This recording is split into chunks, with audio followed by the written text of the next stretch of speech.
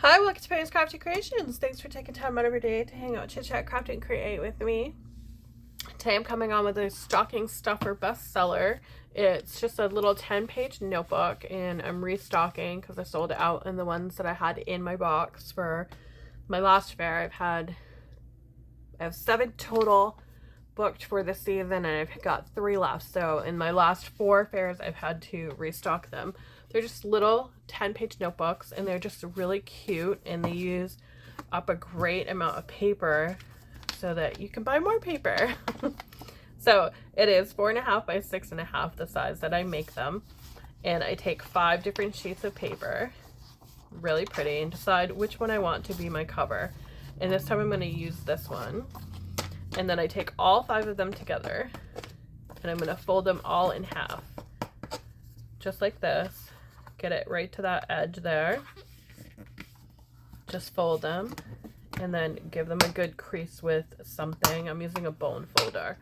So you want to get that good crease in there. Open it back up, grab your stapler, and we're going to staple right along that center line right there. And we're just going to line up this part here that pushes out our staples. We're going to line that up with that. We're going to go across right to the middle, and we're going to get one there, and then we want that edge, and you want your staples facing out. That's important. Then we take our hammer, and I'm going to whack each staple just once, because this allows me to run my fingers across there, and I'm not going to get poked by those staples at all. So it's just a little hint. That way your staples don't poke through when you put your binding on. My binding is half a page, so it is 3 1/4, I think it is. Yeah. About 3 1/4 by the 4.5. And then we're just going to fold it. I'm going to do the rough side because I'm using textured paper for my binder. You want to use the rough side in. It's going to help with your paper and the glue. And just fold that in half. And crease it, and then we're going to take our glue, and I'm just using my Aleene's glue. I love the Scotch glue. It's great for this project because it works so quickly and adheres to that cover beautifully, but I don't have any. I need to restock on that, so I'm using my Aleene's, which works just as well. We're going to open it up, fold it a little bit so you're like this. We're going to match those folds, and then we're going to put the paper together, pushing down here and here, and we're going to crease outward, go outward, then you're going to fold it, and then push down, flip it over, and we'll push down again. And you don't have to be as thick with your binding as I am. I've done it several different ways. I've got the thicker ones, the skinnier ones. This one I used another piece of paper for. So it's totally up to you. The next step is totally whether you want to do it or not. I do it because I like to have them all nice and even.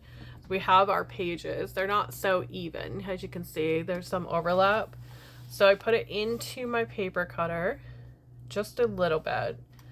And I'm going to go down once and back up. And that's going to trim all those pretty papers off. And we will recycle those. That's going to trim them up nice and smooth. And then you got your notebook. So we've got some pages stuck together right there. Got those. You can see the edges here. So you can clean those up just by taking your scissors and just trimming away that excess. So we've got our lovely little notebook. Has 10 different pages, some colorful pages, and some white pages, and pink in this case. And that's it. We've got a beautiful little notebook. I deck them out on the front cover. This is an example of one that I did. If I use the wax melts on them, I put them in a baggie, because when they're rustling around the stocking stuffer box that I put everything into, it can knock these off, and I don't want that to happen. So I put these type in a baggie. Otherwise, I don't put them into a baggie so that they can see all those beautiful pages. And I will go through and I round my corners like I did on this one, because I just feel that it adds a little extra touch to them. And then I'll decorate up the covers. And I sell them for $1 or 6 for $5 in my stocking stuffer box. And that is today's. You can make them without using 10 different pages. Just use some regular paper and just follow the same techniques that I did with this one, and it will come out just as beautiful. Thank y'all for watching. Have a great day, and I'll see you in the next video.